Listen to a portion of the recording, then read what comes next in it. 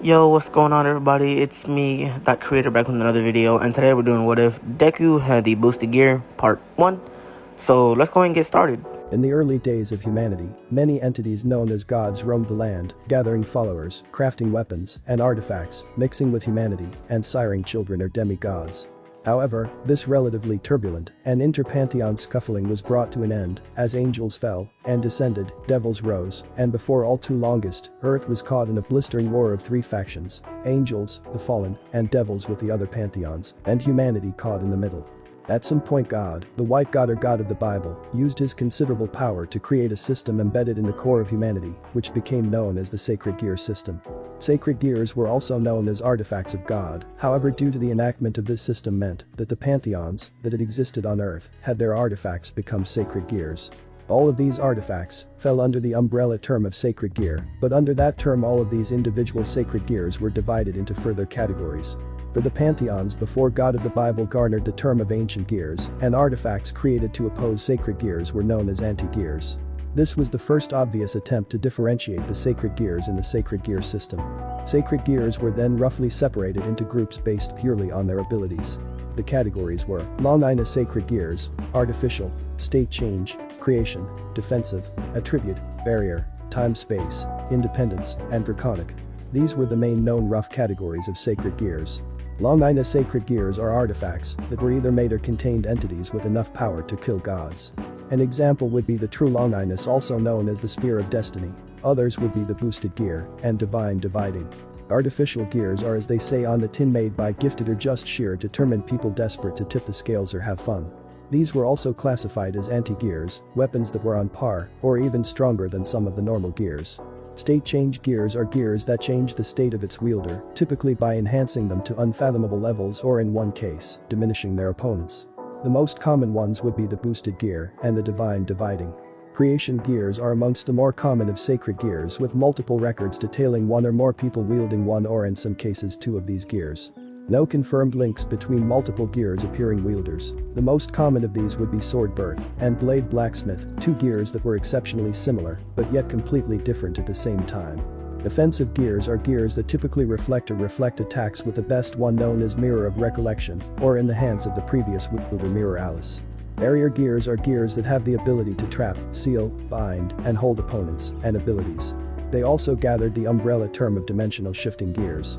Attribute gears typically had artifacts with elemental links, with the strongest being the Zenith Tempest or the Prison of Bright Heavenly Thunder. Time-space gears are easily the most obscure and the second most dangerous type, as the slightest mismanagement spelled massive collateral damage, with Gravity Jail and the Forbidden Baylor View as the two known ones. Eyesight was crucial for these to work effectively. Independent gears are gears that have taken on animalistic traits and visages, with Canis Lycaon and Regulus Nemia being the most known. One being the Dog of Death and the other the Lion King Battle Axe. Coincidentally, they made up a solid 3 to 4 of the list of enughness. The last class, the draconic gears, were perhaps the most sought after sacred gears. They held dragons, who would not want a minion who had a planet-sized, fire-breathing, and flying engine of destruction under their command. Furthermore, dragons had their own hierarchy of the strongest dragons in the world. The strongest being Great Red, Apocalypse Dragon, which lived in a separate reality. The next two were Ophis and Lilith, the mother-daughter Ouroboros dragon duo. The next two were the Heavenly Dragon Emperors of White and Red, or the Heavenly White Supremacy Dragon Emperor, Albion, and the Heavenly Red Domination Dragon Emperor, Drake. Both of whom had been locked in battle for millennia and were now sealed in the Divine Dividing and Boosted Gear respectively. Then below them, in no clear order of the strongest, but the defined weakest, was Vritra, the Black Prison Dragon King, or Vritra, the Four-Gear King, and the others being Tiamat, Yulong, Midgardsormr, and Fafnir, all jostling about for the strongest dragon kings. There were other dragons, but they tended to not appear that often, or last that long if and when they showed up. It wasn't until the early 2000s, and then 2010s, that the Cold War that had settled in, since at least to humanity 1100 BC. What happened between then and 2009 to 2010 is, and will be, inconsequential. However, everything came crashing down after the 4 archangels of heaven and their brave saints, the elite of the fallen legions, and the strongest 10 peerages, servants, and their devil kings, leaders, were sealed off in an isolated dimension to deal with the beast Trahexa 666. No one was sure what happened, but the only thing that was confirmed to have happened was the complete disappearance of all the supernatural powers. That was until the year 2090. Time jump. In the year 2090, a child was born. No real consequence as children were born every day. The only difference was this child was emitting light. After that, reports of other people with powers appeared across the world. No one knew what was causing this emergence of quirks. Soon enough the supernatural became totally normal. Dreams are a reality. Within 3 generations 80% of the world had a quirk. Time jump 2184. I'm sorry Mrs. Midoriya, it looks like your son is destined to not have a quirk, said the doctor. Izuku watched as his mother's eyes glazed up. Suddenly his right arm flared and momentarily turned crimson red. Soon Child will speak. Heroes can do that. Izuku twitched and suddenly found himself being led out of the hospital. After that Izuku's life, whilst not the best all things considered like an absentee father, quirkless, and his mother's almost cotton wool-like mothering, and occasional passing out waterworks for tears, at school before it became apparent that he did not have a quirk, everything spiraled quickly. When it got out that Izuku was quirkless, Inko watched in horror as Izuku came home occasionally from school with bruises and cuts. She also saw the rift that gradually appeared between Bakugo Katsuki and her own son. It wasn't until one of the required parent-child events when she saw 3 children surrounding her son and were pushing him around. What's wrong quirkless, can't fight back. This is fun. No wonder Bakugo likes shoving him around. Izuku wanted to break down in tears. Why couldn't they accept that he wanted to be a hero? Kids, not everyone is born equal but you can make them equal. Izuku stopped moving, causing one of the boys to falter. Inko watched as her son's arm glowed red and Izuku shoved one of his bullies back. The boy stumbled further than he was meant to, however Katsuki heralded his arrival with a series of rapid-fire explosions. He had arrived with his mother, both mothers were surprised to see Katsuki drive off the bullies and turn on Izuku. The adults did not need to hear what was said, only that Katsuki turned away and a loud pop reverberated near Izuku's face. After the student evening, Inko made Izuku his favorite meal of katsudon and then on the laptop, began looking for self-defense locations nearby, and after Izuku had gone to bed, Inko headed to her room, and at the back of her drawer of undergarments, a small box resided. Inko stopped, her hand resting on the box. It brought back memories of much worse and much better times. Enji, Azawa, Toshinori had hopes that my son being quirkless would deter him from being a hero. Damn the Toshinori and your American-style heroics, damn you Enji, for your bull-headed determination to become #1. And you Aizawa, I thought Namiri was keeping you off the streets at night much like the former stealth hero, Batman. Inko sighed and shut the drawer. Unless Hisashi reappeared in her life then she would keep Enji, Toshinori, and the other friends and acquaintances that she had made in the dark. However, it was because of Toshinori who found out about Hisashi and told her that he would help her because that's what friends do. Inko grinned to herself. Her oldest friend had an idol for her son. 5 more minutes and then I'll finish for the night. The next day, Inko picked Izuku up and following the GPS on her phone, found a dojo of potential interest. In Mandarin and Japanese, it clearly read Fierce Fighting Buddha Dojo. The Midoriya family entered and found that in the dimly lit dojo, a small man armed with a staff was beating down on a young kid with a tail for a quirk. The duo sprung apart and the adult headed over. Welcome to the Fierce Fighting Buddha Dojo. Izuku looked over the room with the curiosity of a kitten. My name is Son Goku, I run this facility, and you are? Midoriya. Inko, I'm here to sign my son up for your trial lessons. Sun Wukong, nodded. Your boy's quirkless isn't he? There was a pause and a nod. This is going to sound strange, but please Lady Midoriya, answer me this: have you seen anything you would class as weird or unexplainable due to the fact that your son hasn't got a quirk? Earlier Tata 3 children were bullying him and momentarily his arm changed to a different color shade of red. Sun Wukong kept his features compassed. Of all of you to return, I was not expecting you. Why Drake Gotch. Sun Wukong looked at the child and momentarily, memories of his ancestor flooded into his brain as he looked upon the newest Red Dragon Emperor. You will only need to pay for the trial sessions, after that I'll train him alongside my nephew Ujiro.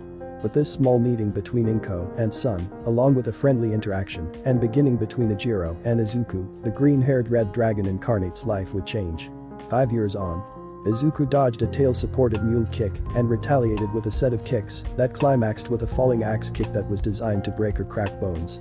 Ujiro smirked and moved out of the way, but momentarily forgot that, whilst Izuku favored his shoot style or kick style fighting, he had a small arsenal of more punches and elbow strikes, but there were elements of grappling and restraining.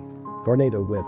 Ujiro shouted as he launched himself airborne. Izuku managed to dodge the head-height heel kick and shoulder punch, however the tail took his feet out. Izuku managed to flip into a handstand when it happened. Izuku's right hand turned crimson and the top of his hand revealed a greenish gem-boosted gear. Ejiro started as Izuku's hand was encased in the gauntlet. Surprise. Welsh dragon. Second liberation. The gauntlet and Izuku shouted, and Ejiro watched transfixed as the gauntlet extended and became less like a human hand encased in medieval armor, but rather a dragon arm. This one was definitely a Western dragon by the look of things. That's it, whippersnappers. Break it up now. Goku said as he stepped forwards. The two fighters jumped apart and bowed. Izuku, that's your quirk? Ejiro asked. Officially. Need to work out what it does though. Son snorted, it's a unique quirk, at least according to my travels and research, not seen in a while. This particular one increases power. Ejiro looked at the gauntlet with surprise that increases Izuku's power. How much by, how long for? Don't know, kiddo. All I know is that this particular quirk is a powerful one. Midoriya, don't you have school tomorrow? Anyway, your grading is tomorrow. Izuku nodded after bowing to his friend and sensei departed. It's finally good to be awake and able to manifest a partner. It's time for a long overdue dialogue. I'm Drake, the Red Dragon Emperor, and I am not a quirk. I've been bound to you since you were born. You are me as much as I am you. Everything clear? Clear, Draghi thought there was going. More of a talk, more waterworks, and you murmuring like a broken faucet about you not being worthy? No chance, partner. Too many variations of this meeting have been recorded. Multiverse theory is a thing, and it is a colossal bitch anyway. You want to be a hero, with my power and infinite wisdom, you'll be able to do just that, just don't develop a desire to become a harem king. Izuku almost walked into a lamppost, and he looked at the gauntlet. Okay, I have a dragon quirk inside of me. It is sentient. Multiverse theory is real, and no harem sauce for the leaky faucet, touché. Why am I not freaking out right now? You will. You're currently suffering from delayed shock. You might want to get home before you freak out. For the record, I am not a quirk. Another time skip just before Texas Smash and rescuing Bakugo. Izuku had managed to keep the manifestation of a quirk hidden. The only people who knew were Inko, Son Goku Sensei, and Ejiro Mashirao, who was possibly the closest person Izuku had to a best friend. Granted, they met up occasionally on the weekend, but most of the time they spared at the dojo. Goku Sensei was being extremely tight-lipped about Drake, and Drake similarly. Remind us, why are we helping this antagonistic brat? I just call them as I see them, as partners. Izuku sighed because, Bakumum, and my mom will get on my case. Have no desire to ruin their friendship, because we can't get along. Everything that happened next was well documented. All Might appeared, bag of shopping in one hand, and with the other effortlessly peeled the sludge villain off the two trapped middle schoolers. Never fear, good people, because I am here. The boys watched as All Might effortlessly defeated the villain and handed it off to Death Arms. Itsuki snarled at Izuku and stormed off, his pride severely damaged. Izuku made himself scarce, but not before receiving a lecture from Mount Lady, Kamui Woods, and Death Arms about reckless self-endangerment. That evening, Izuku looked at the skeletal form of All Might. You want to give me your quirk? One that has been improved from 7 other people. That is correct, young Midoriya. This sounds like your lucky break, kid. What they think you said you were quirkless. We are. It predate quirks by several millennia. I am Drake. My partner, and I will gladly take you up on your offer, All Might. When do we begin? Rumbled Drake. Tomorrow, at Dondagaba Municipal Beach. Shoda's Awa moved swiftly and stealthily across the rooftops of the old warehouse next to the waterfront. Next to him were 2 people. One was a gigantic hulk of a man clad with a half balaclava, form-fitting t-shirt, and jeans with a heavy knee-length duster and metal toe-capped boots. The other was a blond boy dressed in a high school blouse, skirt, and stockings. The uncommon thing out of the 3 of them, the hulk of a man, could not see the other. Thanks for granting me your assistance, Eraser. It is the most logical thing to do, Knuckleduster Alpha. Once this job is through, and this band of drug addicts are behind bars, I am going to be taking you down as well. Azawa replied. I find it hard to believe, Shoda. Eraser had stopped, he lifted his goggles and looked at his partner. The Hulk sighed and lifted his balaclava. Former high-speed hero. O'Clocky, remember you, Shoda Azawa, from your effort or lack of effort at the UA festival or showcase. I offered you an internship, and then you apprenticed under me for a while just out of UA when you came 4th overall. Azawa looked at the former hero and paused. Triyu also taught me to do the right thing. The clock chuckled. I did indeed. But here you are, working alongside a vigilante. I'm an underground hero. We're meant to walk the lines. Anyway, I have a more personal reason for dealing with these particular villains. Although that is not an accurate term for them. The clock snorted. Idiots and lawbreakers. You've not really expressed any interest in street gangs before. They happen to be within what I call an inappropriate radius of a friend's son's school. Azawa replied grudgingly. He had lost proper contact with Yuzakino Midoriya Inko, as she was now called, a few years ago. Then he had bumped into her at the pharmacist with her son when he had been picking up his prescription of eye drops when they bumped into each other. Contact had been resumed, but it was infrequent, but the infrequencies made the logical and stoic young hero grin. Then he had been called in the middle of the night by Kayama to hear a sobbing Inko.